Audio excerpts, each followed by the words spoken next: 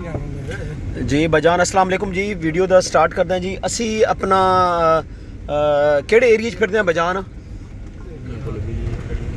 हाँ जी, ये केड़े एरिया प्यारे?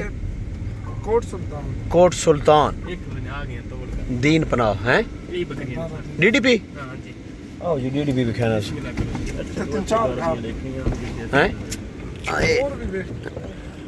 है जनाब। DDP तो दिखाने जी।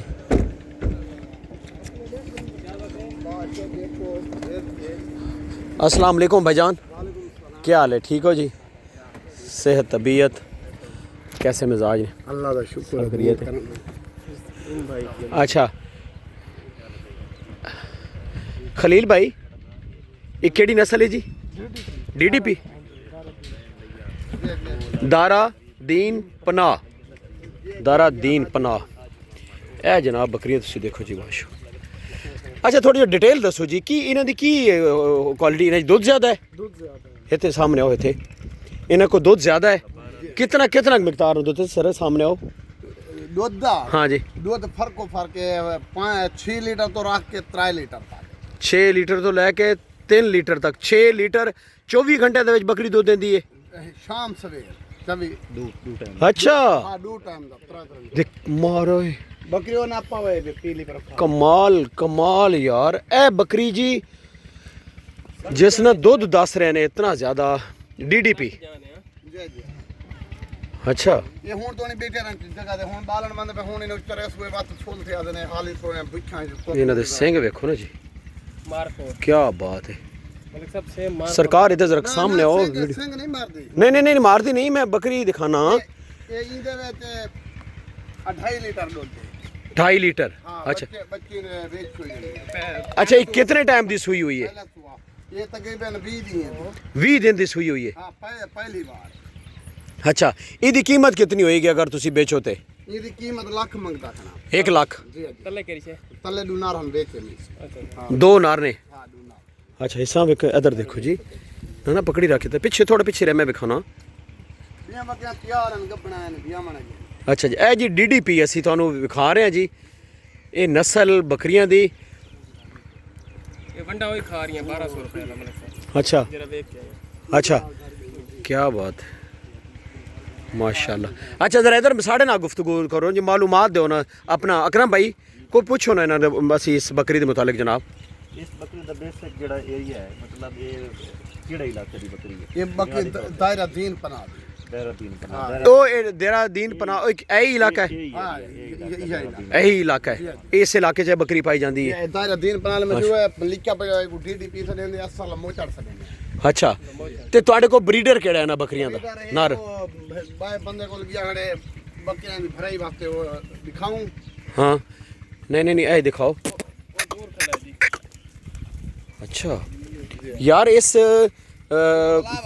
इस ब्रीड के मुतालिक मैनू मेरा एक दोस्त है शाहिद शाह, उन्हें मैनू कहा यार इस ब्रीड ते तुसी थोड़ा जा फोकस करो। और ये मैं फर्स्ट टाइम इन्ना जड़ा ना इस ब्रीड ते वीडियो बना रहा जी। कमाल। जब भाई साडे डिस्ट्रिक्ट लइया दे विच हाँ हाँ इस एरिया दे विच जिस एरिया ते तुसी खड़े हैं बकरियां इधर लाओ जी। इस एरिया दे विच ब्रीड काफी है। अच्छा DDP DDP हाँ ये जानवर जरा एवरेज क्वालिटी है हाँ हाँ और दोस्तों को बहुत अच्छी क्वालिटी के जानवर है। अच्छा तो सादे ज्यादा हाँ नवाने ज्यादा हाँ हाँ 5 लीटर एवरेज इन्हां दी दो 5 तो 6 लीटर मिनिमम 3.5 लीटर एवरेज इन्हों को दूध बहुत ज़्यादा है। बेसिकली है ही दूध वाली तरीके।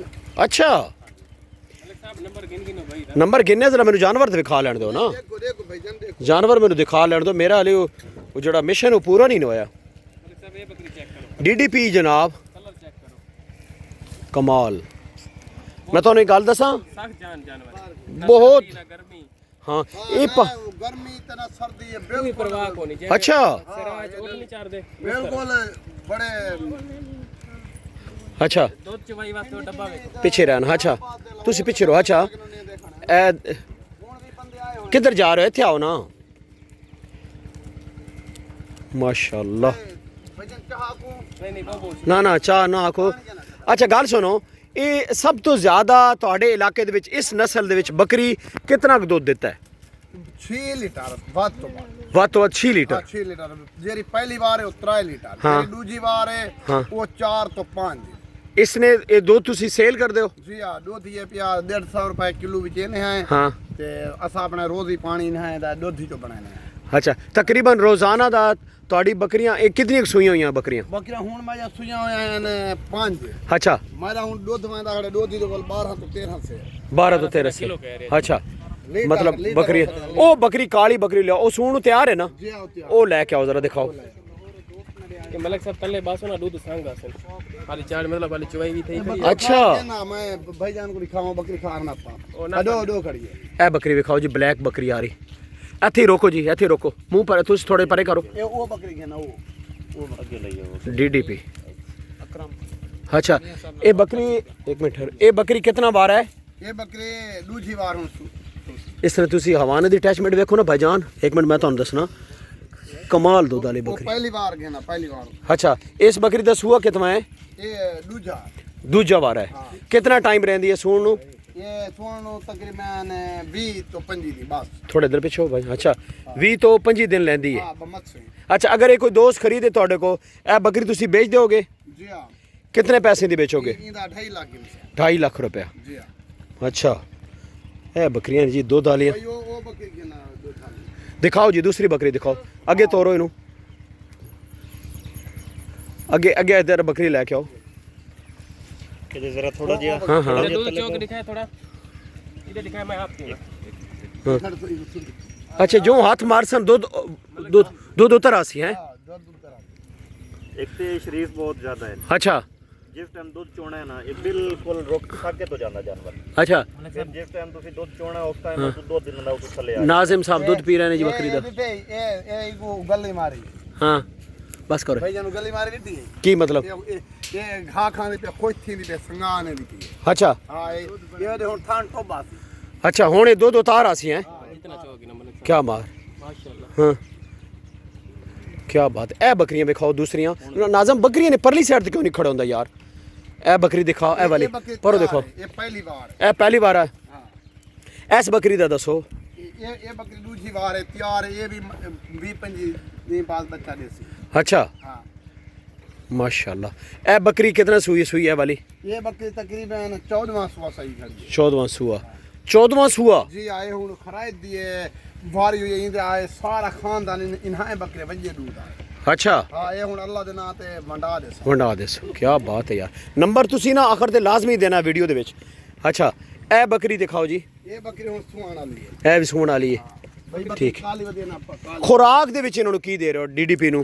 खुराक इन्हां को टिक्कर देंदे खणे है हाँ भी असरी ही है शरी भाई दे तेरे पीछे बेर खड़ी है बेर। देंदे रहने हैं अच्छा हां हाँ हाँ ठीक है सही है ते इन्हां नू चराई ते ले जांदे हो?